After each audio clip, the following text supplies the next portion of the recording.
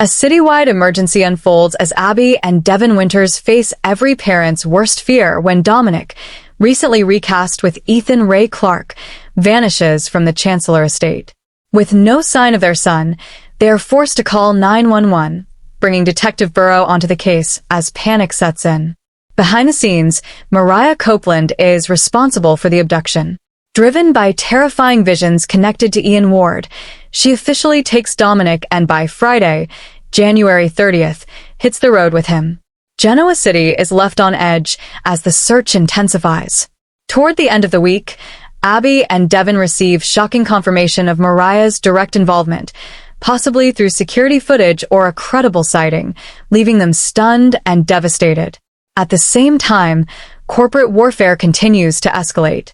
Victor Newman launches a psychological strategy by tracking down Lily, Maddie, and Charlie. He does not intend to harm them, but plans to use the illusion of danger to force Kane Ashp into surrendering in the Newman takeover battle. Spoilers suggest Adam Newman may experience a change of heart and potentially recruit Lily and the twins to manipulate Kane from the inside rather than frightening them. While Victor targets Kane, Nick Newman and Sharon Newman turn their focus to Phyllis Summers.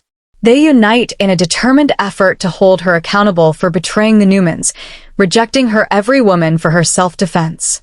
The fallout ripples through both the Abbott and Newman families.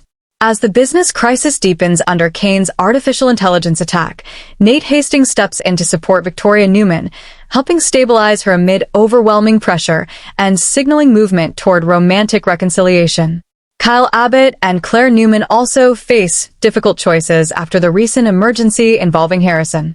Despite lingering awkwardness, they may continue their alliance against Audra Charles, who remains a family target. Another major shift arrives when Sally Spector learns from Snapper Foster that Jill Abbott is suffering another heart crisis. The news is expected to force Billy Abbott to reconsider his pursuit of Chancellor and reevaluate his priorities. Personal tensions continue to build for Noah Newman and Sienna Beale. Sienna remains determined to return to Los Angeles to resolve her legal ties to Matt Clark. Noah offers to go with her, but Sienna argues that his life belongs in Genoa City. Their dispute raises concern for Nick and Sharon, who fear Noah may be sacrificing his future for a relationship that may not be sustainable. As Mariah moves closer to a potential standoff with authorities, the Newmans must decide how far they are willing to go. The question becomes whether they will play as aggressively as Kane and Phyllis in order to protect their legacy. The Young and the Restless spoilers. Week of January 26th to 30th. Crisis and chaos in Genoa City. Hey everyone, welcome back to the channel. The week of January 26th through 30th is going to be absolutely devastating for multiple families in Genoa City. We're talking about a missing child, corporate warfare reaching new lows, relationship crisis, and health emergencies that could change everything. This is the kind of week where lives are permanently altered and nothing is ever going to be the same again. So, make sure you hit that subscribe button and turn on notifications because you absolutely cannot miss any of what's about to unfold. Alright, let's dive in. Now, we've been building toward this moment for a while, but this week it's finally going to happen. And when I tell you how devastating this is going to be, I need you to understand that this isn't just another soap opera storyline. This is every parent's worst nightmare coming true. Abby and Devin Winters are going to discover that Dominic has vanished from the Chancellor estate. Think about that moment. 1 second, your child is where he's supposed to be, safe and secure. And the next second, he's just gone. You search everywhere. You ask everyone. And slowly, the horrifying realization sets in that he's not just hiding or wandering around. He's been taken. Abby and Devin are forced to call 911. They have to make that call that no parent ever wants to make. The call where you admit that your child is missing and you need help finding him. And Detective Burrow is brought onto the case. So, this immediately becomes an official investigation. This isn't something the family can handle quietly on their own. The police are involved, which means this is serious. This is real. And the entire city is about to know that Dominic Winters is missing. Can you imagine the panic Abby and Devin must be feeling? Every second that passes is another second where they don't know if Dominic is safe, if he's scared, if someone's hurting him. The terror must be absolutely overwhelming. And here's what makes this even more heartbreaking. The person who took Dominic is someone they trusted, someone they never would have suspected. Mariah Copeland, influenced by terrifying visions of Ian Ward, officially abducts Dominic. And by Friday, January 30th, she's reported to hit the road with him, leaving the city in a state of panic. So Mariah's not just taking Dominic and hiding somewhere local. She's fleeing. She's putting distance between herself and everyone who's looking for them. And every mile she gets away from Genoa City is another obstacle to bringing Dominic home safely. The entire city's going to be in panic because Dominic's not just Devin and Abby's son. He's connected to multiple families. He's part of the Winters family, the Newman family through Abby, the Chancellor legacy. So, everyone's going to be invested in finding him. And toward the end of the week, Abby and Devin receive news, possibly through security footage or a sighting that confirms Mariah's direct involvement. Think about how devastating that moment is going to be. Because up until that point, they might have been holding out hope that this was a stranger, someone who could be reasoned with or caught. But finding out it's Mariah, someone who is supposed to care about Dominic, someone who brought him into this world, someone they trusted, that realization is going to leave them reeling. Because it's not just the shock of knowing who took him. It's the betrayal. It's the confusion of trying to understand why Mariah would do this. It's the fear of what Mariah might do, what her mental state is, whether she's capable of harming Dominic, even unintentionally. Abby especially is going to be absolutely shattered because Mariah was her friend. They had a bond based on bringing Dominic into the world together. And now that bond is completely destroyed by this unforgivable act. So the search for Dominic is going to dominate this week. It's going to be the storyline that everyone's talking about, that everyone's emotionally invested in, and it's going to build toward a confrontation or a standoff that we'll probably see in the following weeks. But while this tragedy is unfolding, there are other major storylines playing out that are going to have their own devastating consequences. Victor's moving forward with his psychological game against Kane. He's planning to track down Lily, Maddie, and Charlie to use them as bait. Now, we already know from previous spoilers that Victor doesn't intend to actually harm them, but he wants to trick Kane into believing they're in danger. He wants to create enough fear, enough panic that Kane surrenders in the Newman takeover battle. It's a ruthless strategy. It's manipulation on a massive scale. And it's exactly the kind of thing Victor excels at. But here's where things get interesting. The spoilers suggest that Adam may have a change of heart or go rogue this week. Think about what that means. Adam's been tasked with executing Victor's plan. But as he gets deeper into it, as he thinks about what it means to terrorize someone using their family, Adam might start to question whether this is the right approach. And instead of just scaring Lily and the twins, Adam might decide to recruit them to bring them in on the plan and have them help manipulate Kane from the inside. Now, we've talked about this possibility before, and it makes sense strategically because if Lily, Maddie, and Charlie are already upset with Kane, if they're already frustrated by his choices, they might be willing to participate in a scheme that's designed to make him back down from his vendetta. But this would be Adam going rogue from Victor's original plan. This would be Adam making a strategic decision on his own, without Victor's approval. And that's going to create friction between them, because Victor doesn't like it when people deviate from his plans. He doesn't like it when his orders aren't followed exactly as he gave them. So, if Adam recruits Lily and the twins without clearing it with Victor first, there's going to be conflict. But Adam might think it's worth the risk because recruiting them might actually be more effective than just scaring them. And it might be less morally questionable than faking a threat to their safety. So, this week we're going to see Adam wrestling with how to execute Victor's orders while also staying true to his own conscience. And that internal conflict is going to be fascinating to watch. Meanwhile, while Victor targets Kane, Nick and Sharon are launching their own offensive. But their target isn't Kane. It's Phyllis Summers. Nick and Sharon are determined to hold Phyllis responsible for her betrayal of the Newmans. They don't care about her every woman for her self-defense. They don't care about her justifications or her rationalizations. They just want her to acknowledge what she's done and face the consequences. And this confrontation, when it happens, is going to be brutal because Nick and Sharon are united in their anger. They're presenting a combined front. And Phyllis is going to be facing both of them at once. Both of them demanding accountability. Both of them refusing to let her off the hook. Phyllis is probably going to try to defend herself. She's going to argue that she was justified, that she had her reasons, that the Newmans don't get to judge her. But Nick and Sharon aren't going to accept that. They're going to push back hard. They're going to list all the ways Phyllis's choices have hurt people they care about. They're going to make her see the full scope of the damage she's caused. And that confrontation is going to be a turning point because after this week, there's no going back.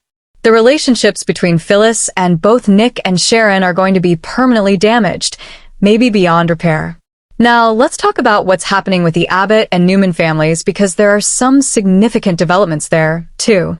Victoria is struggling as the Newman business crumbles under Kane's AI attack.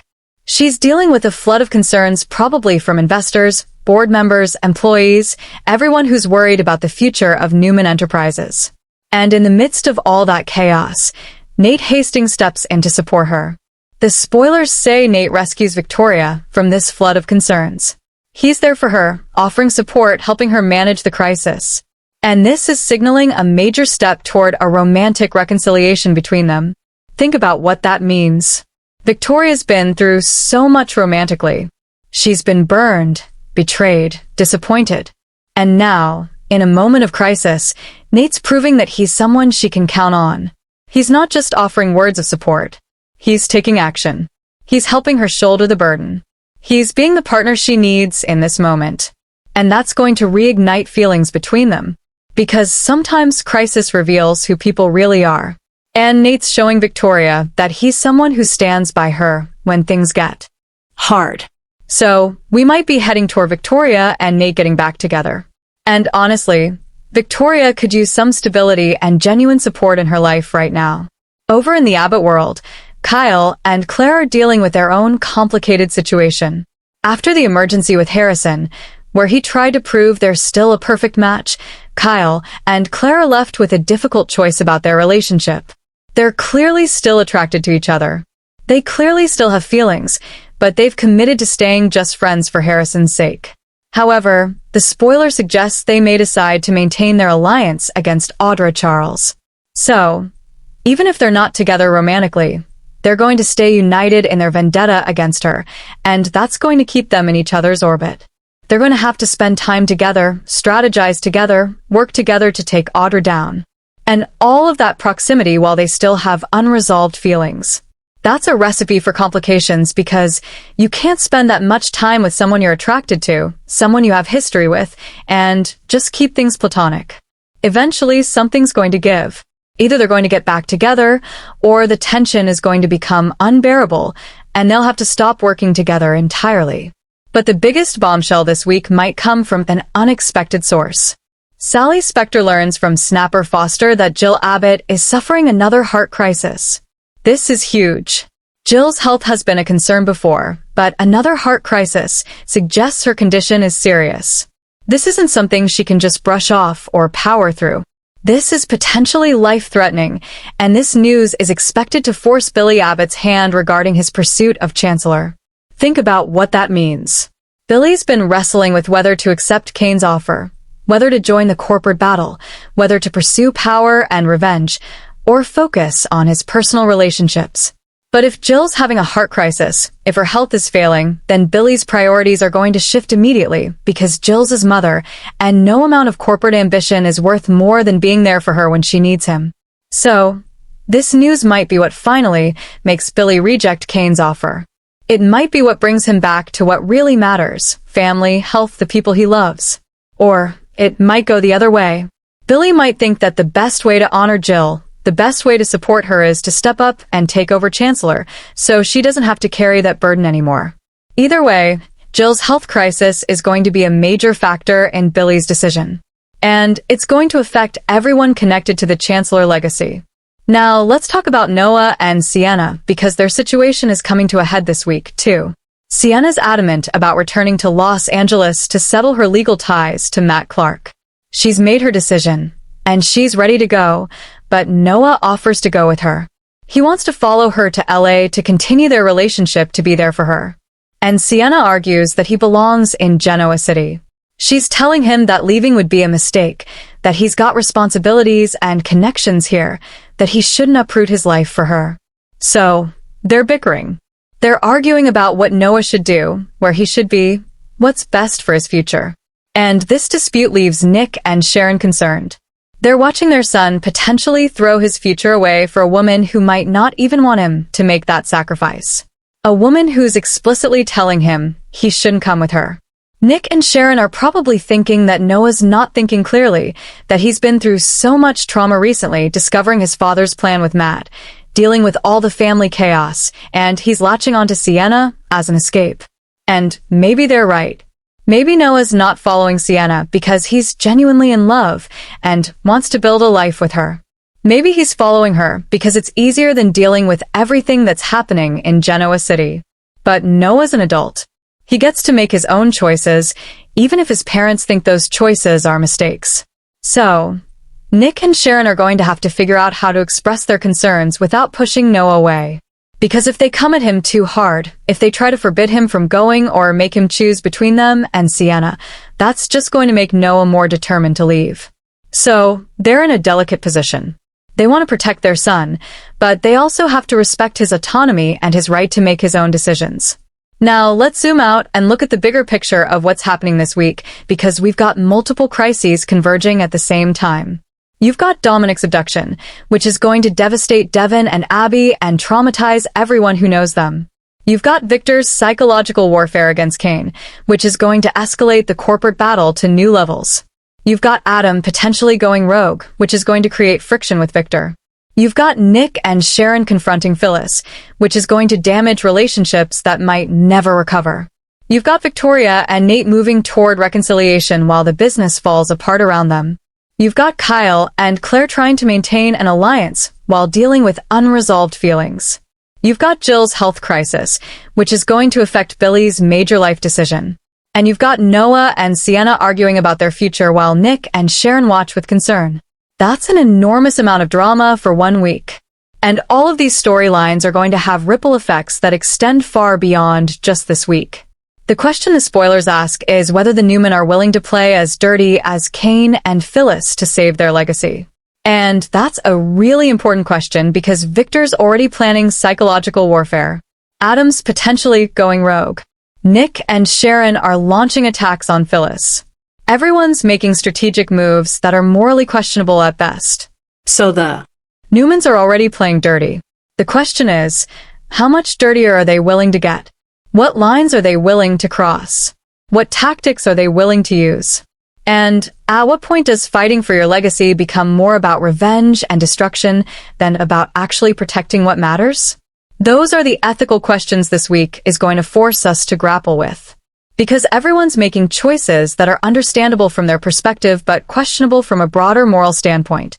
And as these choices stack up, as everyone escalates in response to everyone else's escalation, the situation is going to spiral out of control. So, here's what I want to know from you. How do you think Abby and Devin are going to cope with discovering that Mariah took Dominic? Will they ever be able to forgive her even if Dominic comes home safely? Do you think Adam's right to potentially go rogue from Victor's plan? Or should he just follow Victor's orders even if he disagrees with them? What about Phyllis? Do you think she deserves the accountability that Nick and Sharon are going to demand? Or is she justified in defending herself? Do you think Victoria and Nick getting back together is a good idea? Or is she just seeking comfort in a crisis? And what about Noah? Should he follow Sienna to LA? Or should he listen to her when she says he belongs in Genoa City? Drop your thoughts in the comments below. Tell me your predictions for this week and what you think is going to happen with all of these storylines. Make sure you're subscribed with notifications on because this week is going to be absolutely packed with drama and you need to be here for every single update. Thanks for watching, everyone. I'll see you in the next video. And remember, in Genoa City, crisis reveals character and chaos creates consequences. Stay dramatic.